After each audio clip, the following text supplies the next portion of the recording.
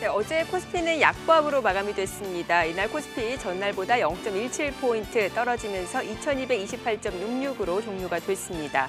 코스닥은 전일보다 4.41포인트 0.5% 상승하면서 794.99를 나타내면서 800선 고지에 바짝 다가섰습니다.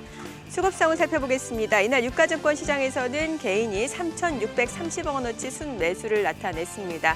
반면에 외국인과 기관은 각각 1,016억 원, 2,425억 원 순매도를 보여줬습니다.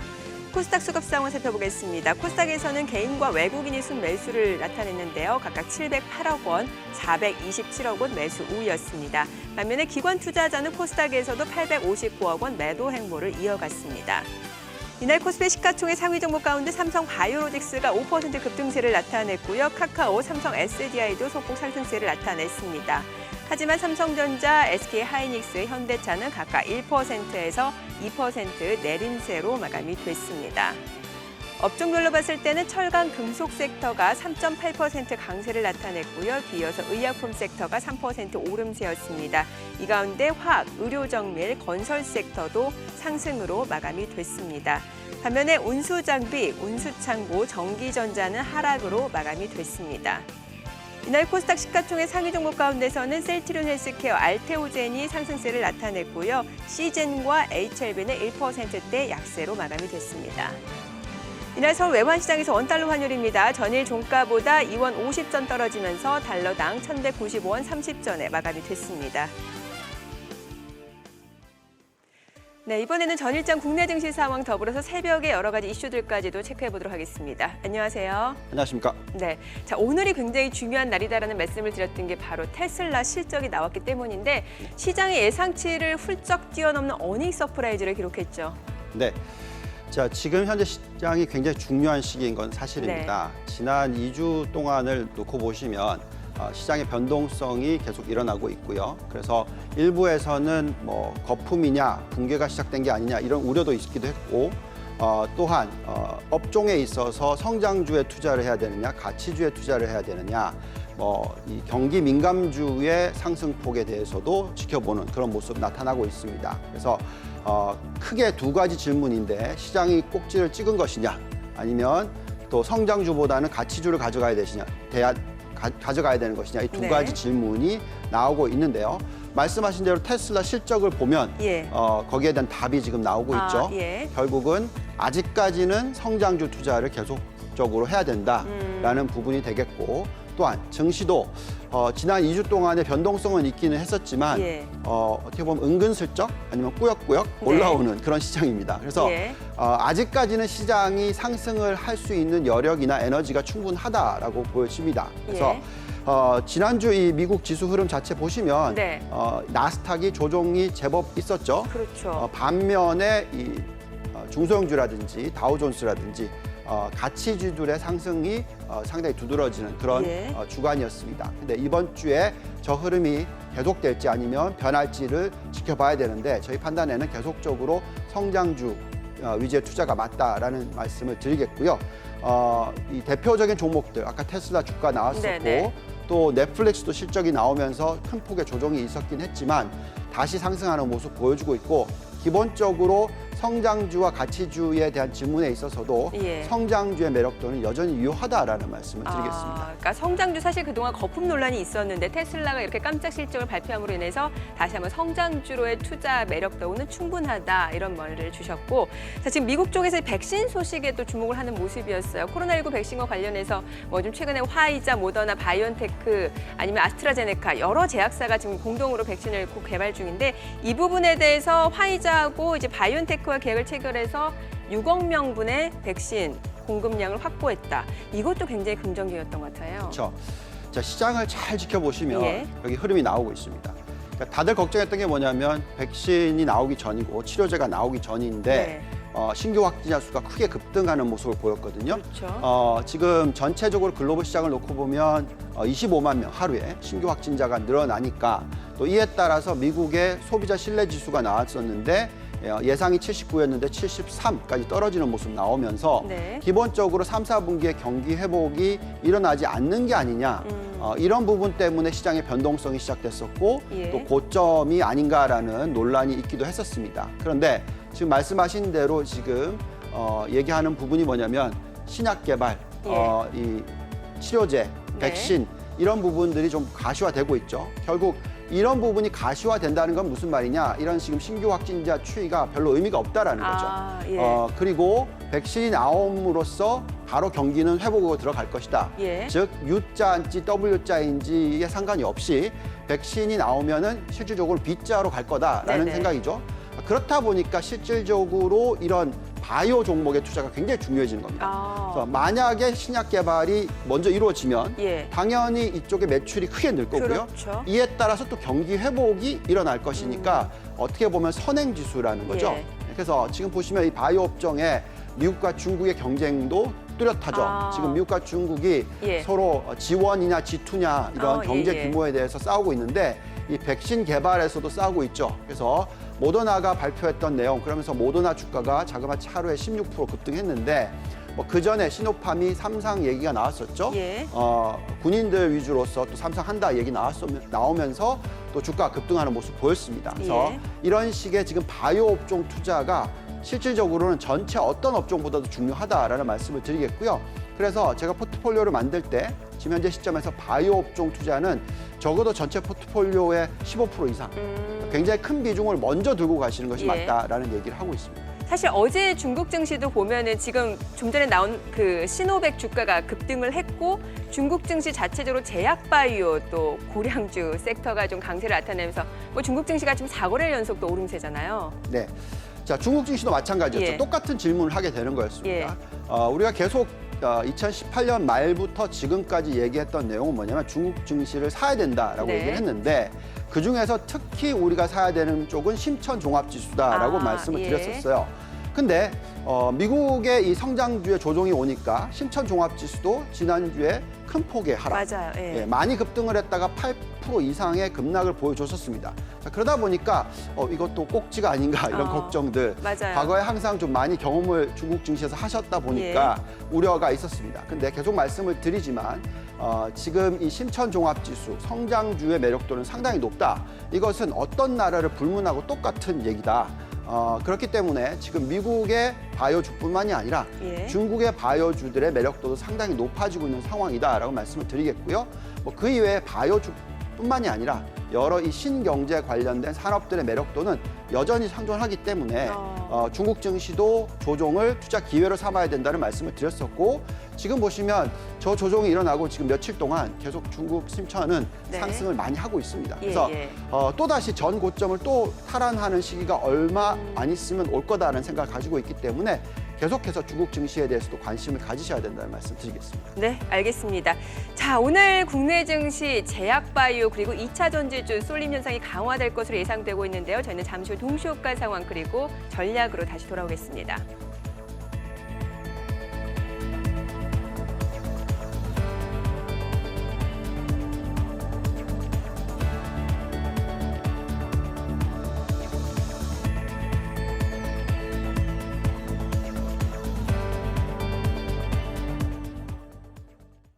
그럼 전문가 연결해서 개장 전 3분 전략 세워보도록 하겠습니다. 데일리머니 윤효은 수석입니다. 안녕하세요.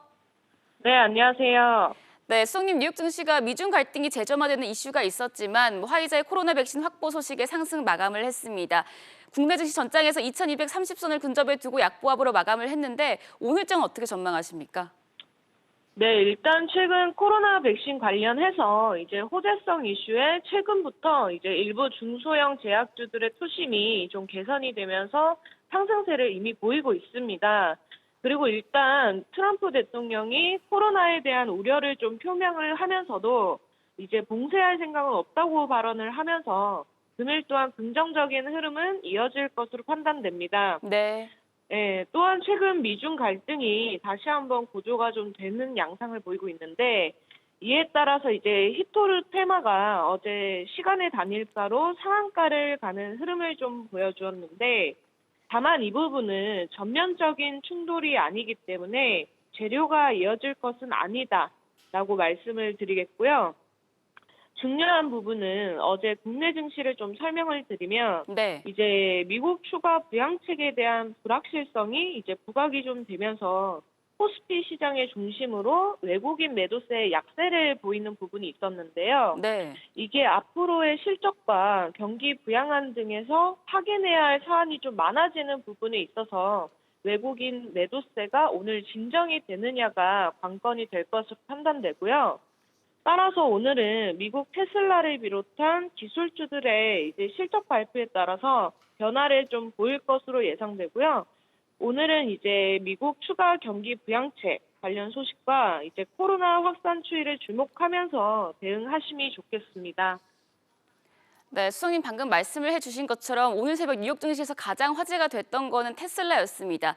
기대를 모았던 테슬라의 실적이 4분기 연속 흑자를 기록한 어닝 서프라이즈를 보였는데요. 관련주들 흐름 오늘 긍정적으로 예상해봐도 괜찮을까요? 네, 테슬라 연속 흑자를 기록하는 어닝 서프라이즈가 나오면서 금일 2차 전지 관련주 수급 쏠림이 예상이 되는 부분인데 이렇게 실적을 동반한 기업과 이제 이런 재료가 좀 더해지면 추가 상승 랠리는 지속될 수 있다라고 말씀을 드리겠고요. 네. 예, 또한 오늘은 롯데그룹주 유심히 지켜보시면 좋겠습니다.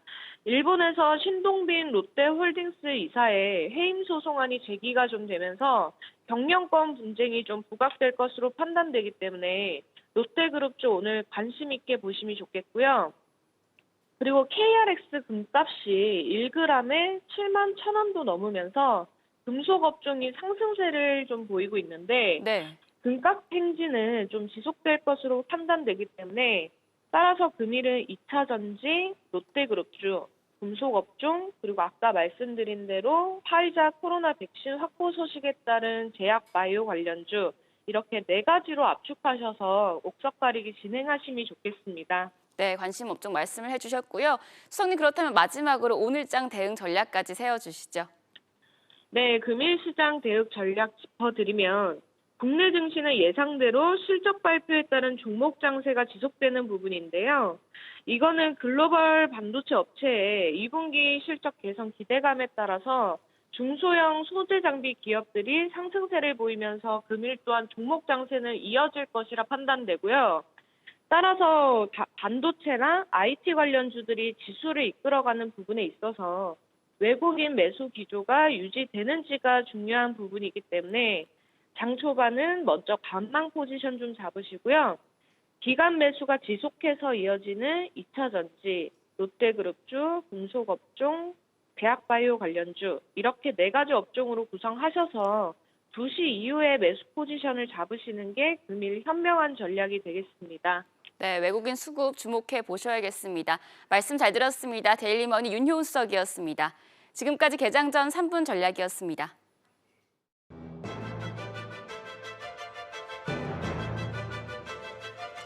네, 지금 시각 8시 50분 향해 가고 있습니다. 자, 오늘 미국발 훈풍에 힘입어서 오늘 양시장 일단 상승 출발을 좀 기대를 해볼까 싶었는데 시장에서는 혼조세가 좀 예상이 되고 있습니다. 코스피는 약보합 출발 예상이 되고 있고요.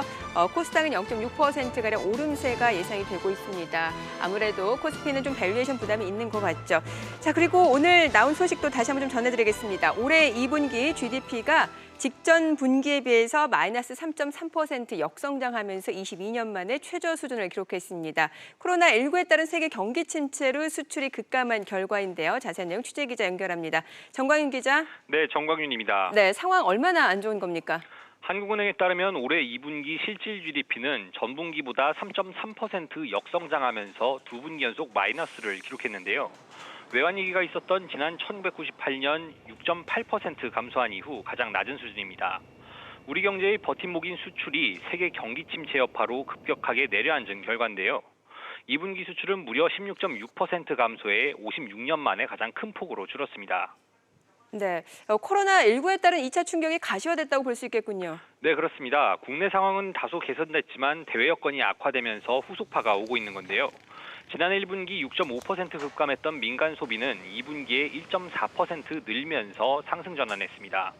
긴급재난지원금 지급과 자동차 개별 소비세 인하에 힘입은 건데요. 서비스업 역시 사회적 거리 두기가 완화된 영향으로 감소폭이 줄었습니다. 반면 수출 비중이 높은 제조업은 9% 감소해 지난 1분기 마이너스 1%에서 감소폭이 크게 확대됐는데요. 1분기까지만 해도 소폭 상승했던 투자도 일제히 마이너스로 돌아섰습니다. 자동차 등 운송 장비가 위축되면서 설비 투자가 2.9% 줄었고 건설 투자도 1.3% 줄었습니다. SBS CNBC 정광윤입니다. 네, 지금 시각 8시 52분 향해 가고 있습니다. 다시 한번 시장 예상 체결 지수부터 짚어보겠습니다. 코스피 약보합 출발 예상되고 있죠. 2227선이고요. 코스닥은 0.6% 오름세 이어갈 걸로 보입니다. 800선 고지에 바짝 다가선 모습입니다. 시가총액 상위 종목 예상 체결가 확인을 해보도록 하겠습니다. 오늘 종목별 쏠림 현상이 강해질 걸로 보입니다. 삼성전자 보합 출발 예상되고 있고요. 오늘 실적을 발표한 SK하이닉스 0.3% 오름세 예상되고 있습니다. 이 가운데 삼성바이오로직스 0.6% 상승세 이어갈 걸로 보이고요. 예상 체결가 79만 5천 원입니다. 네이버 소폭 하락세 예상되고 있고요. 셀트리온은 보합 출발 예상되고 있습니다. 자, 오늘도 역시 제약바이오, 특히 어제 강했던 SK그룹주들 강세가 예상이 되고 있습니다. SK바이오팜, SK케미칼, 또 SK 디스커버리까지도 오늘장 일제히 급등세가 예상이 되고 있습니다.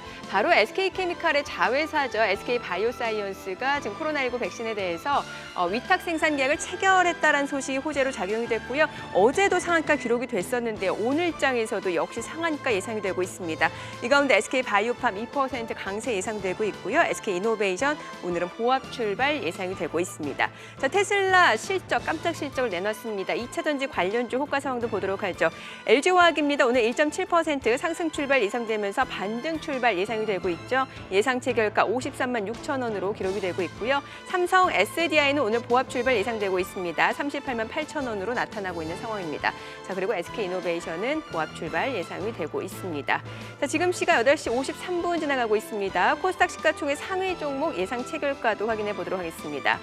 코스닥 쪽에서도 역시 종목별 차별화 장세가 예상이 되고 있는 상황입니다. 셀트리온 헬스케어, HLB는 하락 출발 예상되고 있고요. 이 가운데 CJ는 2% 상승 출발 예상되면서 예상 체결가 19만 2천 원입니다. 에코프로비엠 역시 2차 전지 관련주입니다. 오늘 1% 상승세 예상이 되면서 예상 체결가 14만 100원으로 나타나고 있습니다. 자, 이제 개장까지 6분여가량 남았습니다. 지금 보니까 정말 종목별로 차별화 장세가 이어지고 있는데 성장주로의 그런 투자 매력이 여전히 높다는 생각이 드는 게 오늘 제약바이오 2차 전지로 쏠림 현상이 굉장히 강해질 걸로 보이네요. 네. 자, 아까도 얘기했지만 지금 버블이냐 아니냐 예. 이런 논란이 계속 이어지고 맞아요. 있습니다. 예. 성장주의 버블이냐 아니냐 하는 부분은 지금 월스트리트에서 이 버블 경고가 자꾸 나오다 보니까 그런 네. 현상이 일어나고 있는데요. 뭐 일부에서는 이 나스닥 과열이 2000년대 초반과 비슷하다 뭐 이런 얘기도 하고 있고 닷컴 버블. 닷컴 버블 예. 때 그리고 또 지금 풋콜 레이쇼라고 해서 시장의 하락 베팅하고 시장의 상승 베팅을 하는 숫자를 보면 지금 상승 베팅을 하는 사람들이 더 많다. 그래서 뭐 고점이다 이런 얘기를 합니다. 예. 그렇지만 지금 여기 차트에 나와 있는 숫자가 잘 안 보시겠지만 예. 저 차트가 뭐냐면 닷컴 버블이 일어나기 전에 미국 기업들의 ROE, 그러니까 순이익 부분이, 자기 자본 이익률이 추세적으로는 97년 이후에 98년, 99년, 2000년도에 급속도로 하락을 했습니다. 네네. 그래서 23%이던 것이 10%대로 하락을 했는데 주가는 98년, 99년, 2000년까지 급등을 했다라는 거죠. 자기 자본 이익률은 하락했는데. 그렇죠. 예. 그러니까 결국 그게 버블이라는 거죠. 예, 예. 결국 펀디멘탈이 나빠지는 과정에서도 주가가 급등을 하는 것이 버블인데 지금 테슬라 실적 나왔죠. 예. 그리고 계속 실적들이 나오는데 실적이 좋아지고 있다라는 거죠. 네. 그렇다면 버블이 아니다라는 게 중요할 것 같습니다. 그리고 다음 차트 한번 보시면은요. 네. 그 과거에 이 닷컴 버블이 일어났을 때 지금 상승 폭을 놓고 보면은 S&P는 네. 한 60% 상승을 했는데 예. 나스닥은 자그마치 200% 상승을 합니다. 예. 그래서 지금 현재 숫자를 보시면은 나스닥이 바닥 대비해서 코로나19 사태 바닥 대비해서 네. 약 한 60% 정도 올라왔고요. S&P는 40% 좀 넘게 올라왔습니다. 네. 그렇다 보니까 지금 나스닥이 더 많이 올라간 폭 자체가 그렇게 크지는 않다라는 거죠. 그래서 아직까지도 닷컴 버블을 얘기하기에는 너무 빠르다라는 얘기를 예. 해드리겠습니다. 자, 그렇다 보니까 앞으로 어떤 업종과 종목들이 상승을 많이 할 거냐라고 놓고 봤을 때 우리가 또 아까 말씀드렸듯이 경기 민감주냐 예. 아니면 성장주냐 이렇게 봤었을 때 저기 빨간 거 2개가 있는데 저게 뭐냐면 글씨가 작아서 안 보여요. 반도체와 바이오 업종입니다. 아, 반도체 바이오. 예. 예. 자, 숫자로 다시 계산해 볼까요? 네. S&P가 60% 올랐고 나스닥은 200% 올랐는데 네. 여기에 반도체와 바이오는 500% 올랐습니다. 그러니까 무슨 얘기냐? 실질적으로 S&P의 거의 9배, 10배 더 상승하는 것이 대표 성장주다라는 거죠. 자, 그래서 지금 현재 시점에서는 약 한 2배 정도 되니까 예. 아직까지는 성장주의 고점을 논하기엔 너무 빠르다라는 결론을 낼 수가 있습니다. 그러니까 성장주는 그 성장 가치, 미래 성장 가치를 반영해서 주가가 올라간다는 얘기인 거죠. 그렇죠. 예. 그래서 실적이 꺾이지 않는 한 네. 계속 이렇게 서프라이즈가 나오는 한 주가는 고점을 돌파를 할 것이다라고 믿으시면서 예. 투자하는 게 중요하다는 말씀 드리겠습니다. 뭐 때마침 오늘 SK하이닉스도 실적이 나왔는데 2분기 영업이익이 1조 9,467억 원, 작년, 전년 동기 대비로 봤을 때는 205%가 증가했거든요. 이렇게 실적이 좋아지면 반도체 쪽 섹터도 계속해서 좀 투자 매력이 있다 이렇게 좀 볼 수도 있는 거겠네요. 그렇죠. 예. 그렇다 보니까 한국도 기본적으로 글로벌 증시를 쫓아갈 수 있다라는 얘기를 해드리는 것이고요. 사실 우리나라 IT 기업들의 실적 그리고 IT 기업들의 시가총액 비중을 네. 보면 어떤 국가들보다도 높은 국가인 것은 사실이잖아요. 그렇기 때문에 지수 자체가 어느 정도 하방 경직성이 있는 것이고요. 예. 또 실적이 계속 좋게 나온다면 우리나라의 성장주인 반도체 관련 업종이라든지 그 이외에 다른 성장 업종들이 바이오도 포함되겠죠. 계속적으로 상승하는 추세를 보일 수가 있다는 게 중요한 포인트일 것 같습니다. 그러면은 단도직입적으로 나스닥이 얼마까지 더 갈 수 있다라고 보시는 거예요? 왜냐하면 이게 나스닥을 보는 이유가 네. 나스닥이 오르면은 국내 증시에서는 대표적으로 성장주들이 또 올라가는 패턴을 띠더라고요. 그렇죠. 정말 닭한 버블이다. 예. 라고 생각한다면 정말 닭한 버블 정도의 상승이다라고 생각을 하고 닭한 버블의 꼭지 정도로 계산을 하면 나스닥 지수는 지금 현재 시점으로 딱 예. 계산하면 16,700포인트가 나옵니다. 16,700포인트. 네. 지금 아직 한참 남은 거죠. 예. 거의 뭐 50%, 60%가 넘는 거죠. 네. 근데 최소한의 상승폭으로 계산하면 한 지금보다 20% 정도 더 상승할 수 있을 것 같다라고 한 말씀을 드립니다. 12,000포인트 정도 되나요? 그렇죠. 그래서 예. 12,500포인트 정도 되겠죠. 그래서 결국은 20에서 뭐 60%의 상승 여력을 가지고 있는 미국 나스닥이라면 한국도 뭐 이만큼 못 올라간다 하더라도 예. 절반 수준은 당연히 쫓아갈 수 있다라는 얘기를 해드리는 것이죠. 예. 그렇기 때문에 지금 우리가 코스피를 보면 2,200을 돌파를 했고 예. 좀 쉬어가는 시장을 보여주고 맞아요. 있지만 전 고점이 2,600포인트잖아요. 네. 그래서 전 고점까지는 시도할 수 있는 그런 여건이 될 거다라는 얘기는 2,600. 자꾸 해드리는 것이고요. 거기까지는 못 간다 하더라도 여기서 10% 충분히 가능하다라는 말씀 드립니다. 어제도 세제 개편안이 때마침 나왔는데 주식 투자 활성화를 좀 유도하는 수정이었던 것 같거든요. 네, 지금 사실 타이밍이 굉장히 중요했어요. 네. 왜냐하면 제가 한 5년, 6년 전에 한국에 되돌아왔었을 때 네. 부동산 가격을 들여다봤었을 때 부동산이 너무 쌌어요. 예. 그렇기 때문에 부동산이 굉장히 많이 올라야 된다는 얘기를 많이 했지만 지금 5, 6년이 그 얘기가 너무 재밌을 것 같은데 네, 그럼 네. 그 얘기를 저희가 잠시 후에 좀 들어보도록 하겠습니다. 자, 오늘 국내 증시 개장하겠습니다.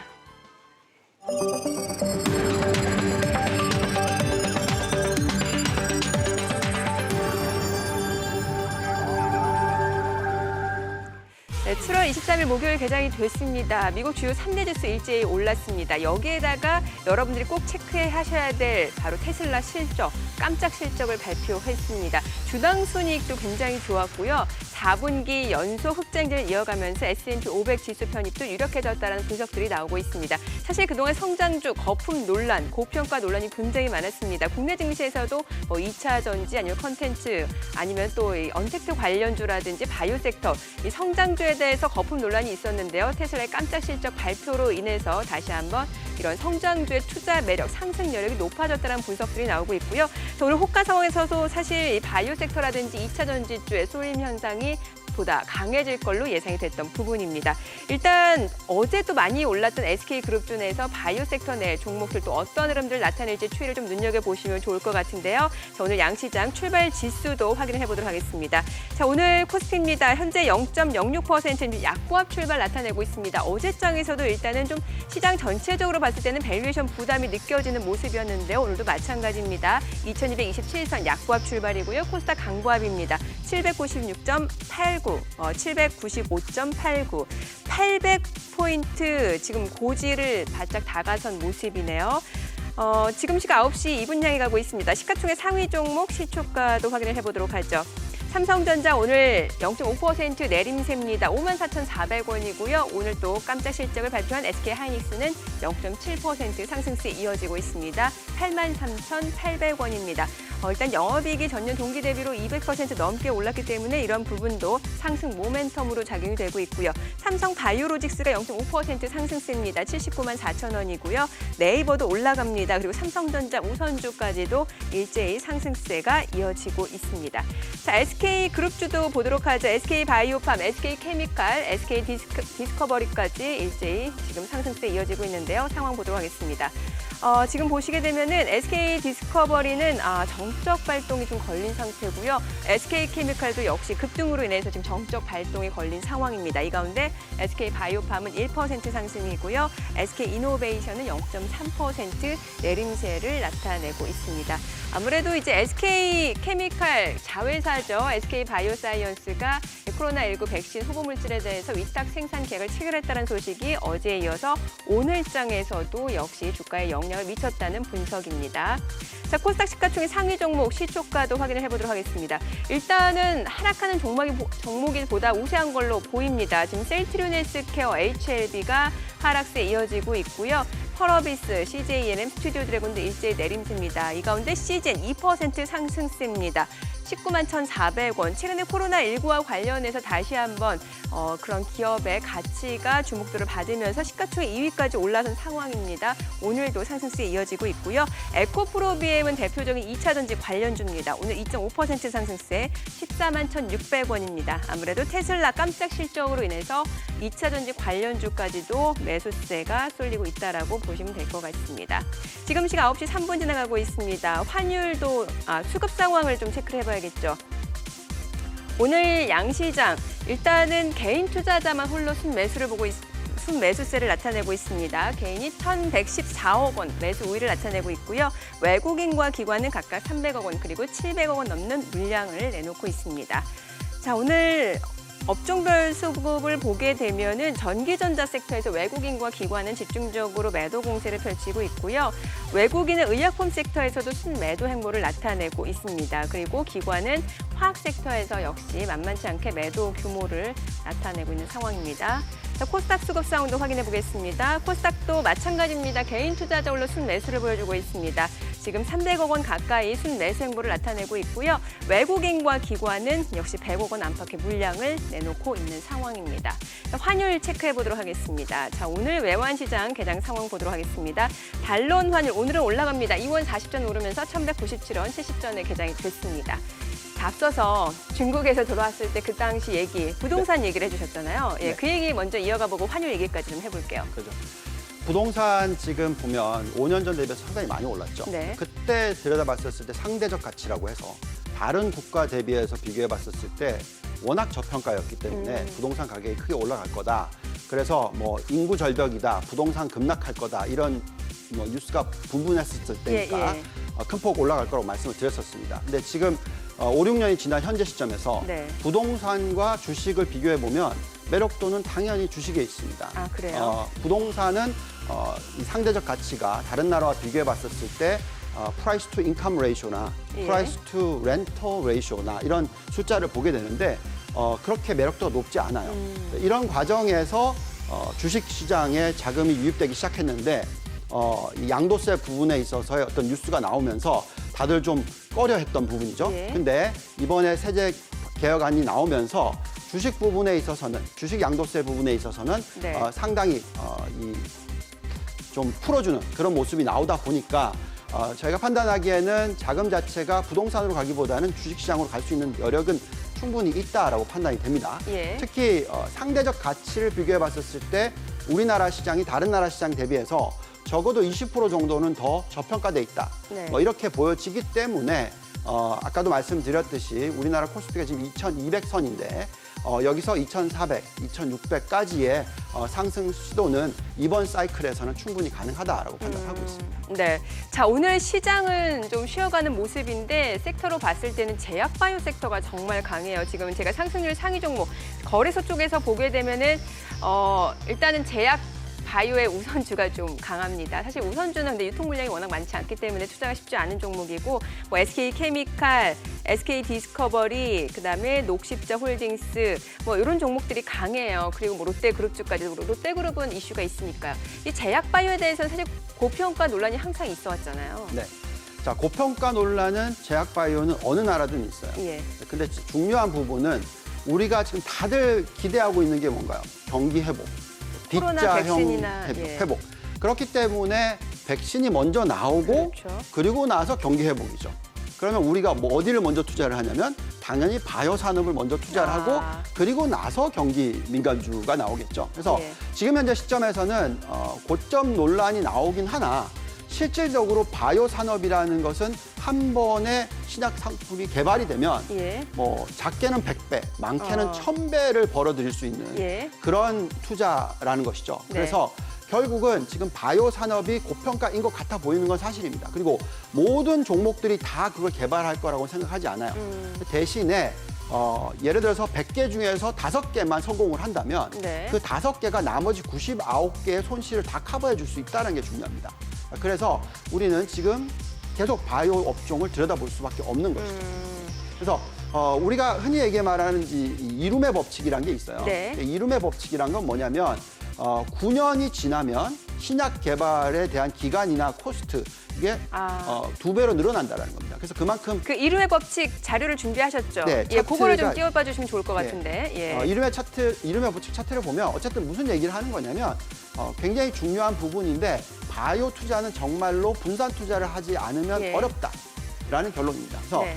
지금 현재 시점에서 모든 이 종목들이 다 올라가는 이유는 이렇게 분산 투자를 하기 때문에 그렇다고 말씀을 예. 드리겠고요. 그래서 바이오 산업에 대한 투자에 대해서 아직까지는 좀 적극적으로 가져가시고 네. 또 우리가 전에도 얘기했지만 닷컴 버블이 일어났었을 때 예. 바이오 산업이 자그마치 500%나 올랐다고 말씀을 드렸으니까 지금 코스닥으로 따지면 한 70% 올랐잖아요. 예. 그러니까 500%, 70% 이 차이를 생각해 보시면 아직까지 고점을 논하기는 좀 어렵다라는 것이죠. 그래서 저게 뭐예요? 5개 투자 성공 가능성. 네, 예. 무슨 얘기냐면 바이오에 투자를 하는 데 있어서 안정성을 추구하고 수익률을 안정적으로 만들려면 총 150개 프로젝트를 10년 동안 예. 투자를 해야 된다라는 내용이고요. 그렇게 하면 연간 단위로 수익률을 12%는 창출할 수 있고 네. 표준 편차를 줄이고 안정적인 성과를 낼 수 있다 이런 얘기입니다. 그러니까 결론은 뭐냐면 바이오 투자는 분산 투자를 해야 된다. 그래서 바이오 투자는 미국에 투자를 하던 한국에 투자를 하던 결국은 ETF나 펀드를 활용해서 투자하는 것이 맞다. 바이오 ETF. 네, 예. 그게 가장 중요하다 말씀드리겠습니다. 그 바이오 ETF와 관련해서 상승 여력을 또 분석하셨잖아요. 네. 예. 보면은 지금 미국 쪽을 말씀을 드리면 우리가 네. FBT나 IBB라는 이 ETF가 미국에 상장이 돼 있어요. 예. 보시면은 우리가 들여다보는 상승 여력을 계산하면 40%, 뭐 80% 이런 숫자들이 나옵니다. 네. 그래서 아직까지는 미국 바이오 업종이 추가적으로 많이 올라가야 된다라고 말씀을 드리겠고, 자 그렇다면 한국도 상대적으로 좀 비싸 보이긴 하는데 예. 추세 자체는 같이 이어질 거다라고 생각하시는 게 맞다 말씀드리겠습니다. 네. 자, 그러면은 저희가 바이오만 얘기를 할 게 아니라 나스닥 하면 또 대표적인 종목들 있잖아요. IT, 마갓으로 대표된 마이크로소프트, 뭐 애플, 아마존, 알파벳 이런 종목들에 대해서도 얘기를 해봐야 될 게 오늘 보니까 네이버하고 카카오가 올라요. 이게 언택트 관련주들 바이오 섹터 이게 퐁당퐁당 하루 쉬고 그럼 이 종목이 가고 다음 날은 또 이 종목이 가고 이런 식으로 올라가거든요. 네. 자, 우리가 아까 시작할 때 나스닥의 고점이냐 아니냐 얘기를 했잖아요. 네. 그래서 나스닥의 고점이냐 아니냐는 부분은 주가 차트를 보는 것도 중요하지만 예. 결국 펀드멘탈이 중요합니다. 근데 지금 펀드멘탈을 놓고 봤었을 때 우리가 얘기하고 있는 빵, 마갓이라는 종목들 네. 이 종목들의 ROE, 그러니까 자기 잡은 수익률 또한 상승 여력 이런 부분들이 아주 크게 남아있다는 게 핵심 포인트입니다. 그래서 예. 지금 한번 보시면 상승 여력을 놓고 봤었을 때 대부분의 이 빵이나 마갓의 상승 여력이 낮게는 20%대, 많게는 90%대의 상승 여력이 남아있다고 아직까지도요? 나와요. 예. 그러니까 그렇게 나오기 때문에 지금 현재 시점에서는 아직까지는 나스닥의 고점을 논하기가 어렵다는 얘기를 해드리는 것이고요. 예. 그렇기 때문에 한국도 관련주들이 추가적으로 상승할 여건이 된다라는 말씀을 드리는 것이죠. 예. 그래서 또한 지금 또 단기적으로 놓고 봤을 때 이 차트는 뭐냐면 예. 좀 과열 현상이 일어나면 예. 이 greed and fear and greed라고 해서 공포와 탐욕 지수가 예. 보통 80 이상으로 넘어가야지 네. 악재에 더 민감한 시장으로 변한다는 거죠. 근데 지금은 아직까지는 그 수준이 아니라서 네. 호재에 민감한 시장이 나오고 있다라고 말씀을 드리겠고 또 이런 부분이 바이오 업종과 연결이 되고 이런 부분이 팡과 IT 부분과 연결이 되고 있기 때문에 상대적인 매력도가 높다라는 말씀을 아직까지 드릴 수 있을 것 같습니다. 그 최근에 왜 미국에서 많이 오른 종목이 뭐 아마존, 넷플릭스 이 얘기도 좀 해봐야 될 것 같아요. 네. 자, 아마존, 넷플릭스 이제 결론적으로 어떤 얘기를 해드려야 되냐면 앞으로 성장을 못하냐, 네. 앞으로 ROE가 더 올라가지 못하느냐 예. 이 부분이 가장 중요한 질문인데 네. 지금 여기에 나와 있죠. 페이스북의 상승 여력, 그죠? 또 아마존의 상승 여력, 또 다음 넘어가시면 넷플릭스 나오죠. 넷플릭스, 예. 뭐 구글의 상승 여력, 어. 또 다음 페이지 넘어가 보시죠. 예. 계속해서 지금 보시면 빵이나 마가시라는 종목들의 상승 여력들을 보시면 예. 아까도 계속 말씀드렸지만 20%대의 상승 여력에서 높게는 90%대 가까이의 상승 여력을 가지고 있는 상황이기 때문에 예. 우리는 지금 성장주에 대해서 너무 좀 빨리 매도를 해야 된다 이런 얘기를 하면 안 되겠고요. 예. 또한 그렇기 때문에 한국의 뭐 네이버든 카카오든 이런 종목들이 같이 쫓아가는 현상이 일어난다라는 것이고 그럼 국내에서 네이버 카카오도 충분히 더 갈 수 있는 여력이 있다라고 보시는 거겠네요. 그렇죠. 예. 펀디멘탈적으로 보기보다는 예. 미국의 펀디멘탈을 보고 예. 한국이 쫓아가는 현상이니까 보통 동종업종 비교를 하니까요. 그렇죠. 예. 그렇다 보면 좀 비싸 보이긴 하지만 예. 그래도 추세 자체는 계속 이어질 수밖에 없다라는 말씀을 드립니다. 예. 자, 오늘은 정말 보면은 이제 그동안 많이 올랐던 코로나19와 관련해서 언택트 관련주들 내에서도 이제 네이버, 카카오라든지 아니면 플랫폼 또 콘텐츠 관련주들 좀 많이 올라가는 모습이고 제약주들은 사실 그동안 또 오른 감이 있으니까 오늘 좀 쉬어가는 모습이거든요. 자, 이럴 때 투자 전략이 좀 중요할 것 같아요. 왜냐면은 반대로 생각해 보면은 코로나 백신이 빨리 나오게 되면 경기 민감주들 또 올라갈 수 있다는 생각을 하시는 분들도 있거든요. 네. 물론 그럴 수 있습니다. 예. 근데 그게 아직까지는 한참 남았다라는 생각을 예. 하는 거고요. 지금 아직까지 백신이 나오지 않았고 실질적으로 백신이 정말로 경기에 영향을 미치는 시기는 아마도 4, 4분기 말이 되지 않을까, 그렇죠? 좀 늦어지면 내년 1, 4분기 초가 될 것 같습니다. 네. 그래서 이런 굴뚝주에 대한 투자, 또 경기 민감주에 대한 투자, 실질적으로 경기 민감주 중에서도 신성장 부분을 가지고 있는 종목들이 있어요. 예. 뭐 예를 들어서 대체 에너지 관련도 신재생 케미칼인데 에너지, 예. 뭐 신재생 에너지를 예. 같이 붙인다든지 또 자동차인데 현대차, 기아차 이런 자동차인데 전기차 스토리가 같이 최근에 친환경 되는, 모빌리티. 그렇죠. 예. 그래서 이런 부분들이 들어가면 상대적으로 저평가되어 있는데 또 성장이 보이니까 그만큼 관심을 가질 수가 있다라는 것이죠. 예. 그래서 제가 볼 때는 지금 현재 투자 전략은 간단합니다. 아직까지는 경기 민감주를 투자하는 것보다는 예. 성장주 투자를 하는데 예. 이 성장주들이 너무 많이 올랐으니 예. 조금 쉬어간다는 생각을 하시고 자, 이 과정에서는 그럼 가치주 중에서 성장의 색깔을 띠고 있는 종목들을 투자하는 것이 가장 퍼포먼스가 많이 올라오는 시기다. 그렇기 때문에 실적이 굉장히 안 좋은 현대차, 기아차지만 예. 지난 한 달 동안에 20%의 급등을 하는 모습을 맞아요. 보여주는 것이죠. 예. 그래서 그 시기가 지금 이어지고 있는 것 같다라고 판단하고 있고요. 나중에 굴뚝산업이나 우리가 얘기하는 흔히 말하는 이 경기 민감주 투자 타이밍은 또 그때 가서 잡아드리는 게 중요할 것 같습니다. 그러면은 테슬라는 또 우리나라 주식 투자하시는 분들이 가장 많이 직구한 종목이기도 하니까 네. 테슬라 2차 전지 관련주도 얘기를 좀 해주세요. 네. 자, 테슬라의 스토리, 그다음에 아까 넷플릭스 이런 종목들의 스토리는 뭐냐면 앞으로 얼마나 더 성장을 할 거냐입니다. 근데 테슬라가 지금 전기차 비중의 마켓셔, 시장 점유율을 28%나 가져가고 있어요. 근데 전기차 비중이 겨우 한 자릿수란 말이죠. 네. 전체 자동차 시장에서. 예. 근데 이게 50%까지 간다. 그리고 또 테슬라가 이 안에서 만약에 30%의 시장 점유율을 유지시킨다. 텍사스에 또 공장 짓는다던데요. 만약 이게 예. 가능하다면 주가는 $5,000 넘어갑니다. 그래서 아. 지금 현재 가격이 싸 보이게 될 수 있다는 거죠. 예. 물론 그거에 대한 아직 확신은 없죠. 그렇지만 어쨌든 추세는 그렇게 되어가고 있기 때문에 주가가 꺾이지 않는다라는 얘기고요. 자, 이렇게 되면 당연히 전기차 배터리, 전기차 공급 쪽 부분에 있어서는 여러 가지 부품주에 있어서는 호재인 것이죠. 그래서 오늘 에코 프로그램이 많이 가나 봐요. 그렇죠. 그래서 결국은 이런 종목들에 대해서는 아직은 성장 스토리가 끝난 게 아니고 예. 이제 시작 단계에서 중간도 안 왔으니 예. 아직까지는 계속적으로 붙들고 가시는 게 맞다라는 말씀을 드립니다. 그러면은 왜 종목 선택이 어려울 때 ETF 상품 많이 추천해 주시잖아요. 그럼 바이오는 ETF 있고 이런 2차 전지라든지 이런 쪽은 없나요? 있습니다. 저는 미국을 보다 보니까 미국에서는 그런 ETF들이 있는데 LIT라는 게 리튬 관련된 ETF가 있고요. 리튬이온 배터리의 약자인가 봐요. 예, 그렇습니다. 그리고 또 QCLN이라는 대체 에너지인데 또 전기차의 비중을 많이 들고 있는 테슬라 비중을 많이 들고 있는 종목이 있고요.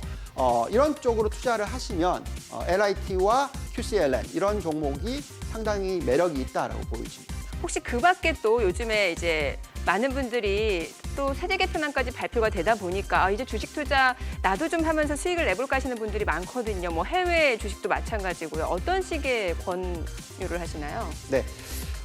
지금 제가 가져가는 글로벌 투자 포트폴리오를 보시면 우리는 지금 계속적으로 주식의 비중을 높게 가져가야 된다고 얘기를 하고 있어요. 그래요? 예. 네.